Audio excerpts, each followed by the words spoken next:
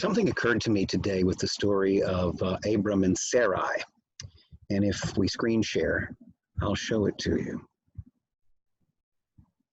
Abram goes into Egypt and he takes his wife with him, but he says to his wife Sarai, "Look, I know that you are a beautiful woman and that when the Egyptians see you, they will say, 'This is his wife.' Then they will kill me, but allow you to live. Please say you are my sister, so that I will be treated well for your sake, and on account of you, my life will be spared." So he lies, although she is apparently his half-sister. He married his half-sister. She's a relative at any rate. So when Abram entered Egypt, the Egyptians saw that the woman was very beautiful. When Pharaoh's officials saw Sarai, Pharaoh is the head of Egypt, he's sort of the king, they commended her to him, and she was taken into the palace of Pharaoh. He treated Abram well on her account, and Abram acquired sheep and cattle, male and female donkeys, men servants and maid servants and camels. The Lord, however, afflicted Pharaoh and his household with severe plagues because of Abram's wife Sarai. So Pharaoh summoned Abram and asked, "What have you done to me? Why didn't you tell me she was your wife? Why did you say she is my sister, so that I took her as my wife? Now then, here is your wife. Take her and go." Then Pharaoh gave his men orders concerning Abram, and they sent him away with his wife and all his possessions. This is in a way a microcosm of the story of all of Israel in Egypt. At the end of the book of Genesis, the entire nation of Israel ends up in Egypt, and by the time we get into Exodus, we learn that they have become slaves. You might have heard something of the story of Moses and the Exodus and the deliverance of the Egyptians, the deliverance of the Israelites from Egypt. It gets to a point in Exodus, in that story, where the Egyptians beg them to go. "Get out of here. We are suffering too many plagues because of you." This is that story in miniature.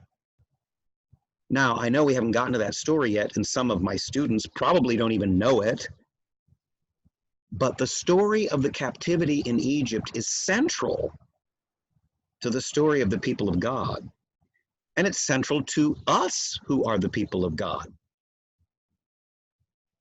What are some of the themes in this story? It's convenient for Abram to lie.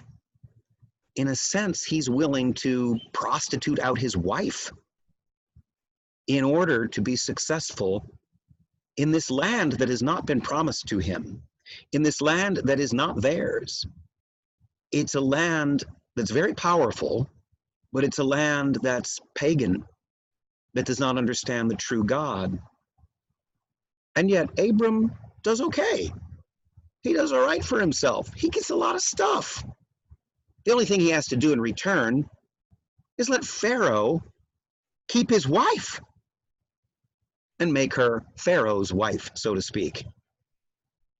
And this doesn't seem to bother Abram, but it bothers Pharaoh because God starts afflicting punishment on Pharaoh's household.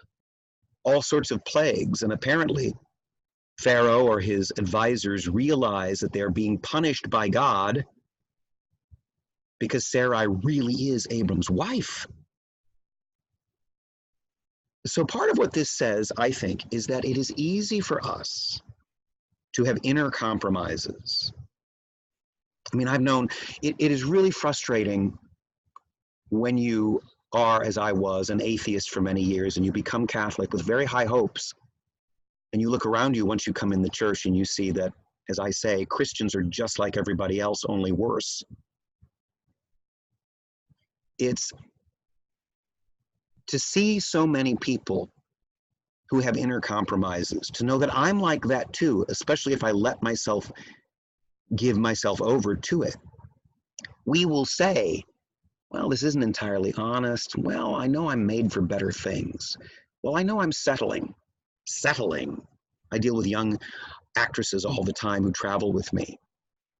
It's almost universal that they settle for losers when it comes to the guys in their lives because they don't think they can do any better. And these are sometimes very attractive, very intelligent, very sweet young women whose boyfriends treat them like dirt and they accept it. That's us in Egypt. We are the people of God. Anyone who is trying to find God, in fact, is part of Israel. The whole human race, in a way, is this. We easily give ourselves over willingly to a kind of slavery or servitude because we get some benefits. In Exodus, when the Jews finally are delivered from Egypt and are wandering for 40 years in the desert, all they do is complain. And they say it was so much better when we were slaves in Egypt and the cucumbers were sure fresh. Even though Abraham, our father Abraham, is a patriarch, the central patriarch of the Jewish, Christian, and Muslim faiths, he's not perfect. God continues to be faithful to Abram and continues to call him forth. But if it were up to Abram, he was happy with the setup. He was happy that his wife was sleeping in Pharaoh's bed and he was doing okay.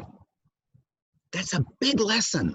We are more than willing to do that in politics, in our careers, in our romantic relationships. That's us. Now, there's one more thing that I have to quote. There's two more things I have to quote. Two of my favorite passages in all of Scripture.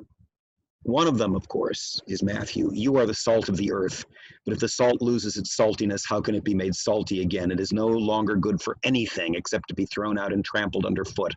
Salt that is tasteless, anything that is tasteless, is called insipid. That defines who we are as Catholics. We have lost the sting of our saltiness. We have become insipid. We don't even offend people anymore.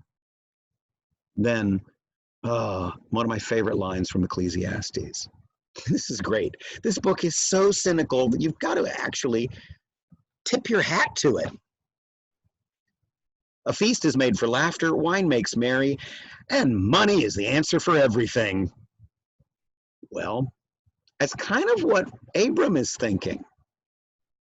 And we see that it's not true, but it certainly seems true from a particular point of view. Okay, so we need to be salt. We need to be light. We need to quit being so insipid, unobtrusive, confused, walking around with inner compromises, lying to ourselves and one another because it's convenient.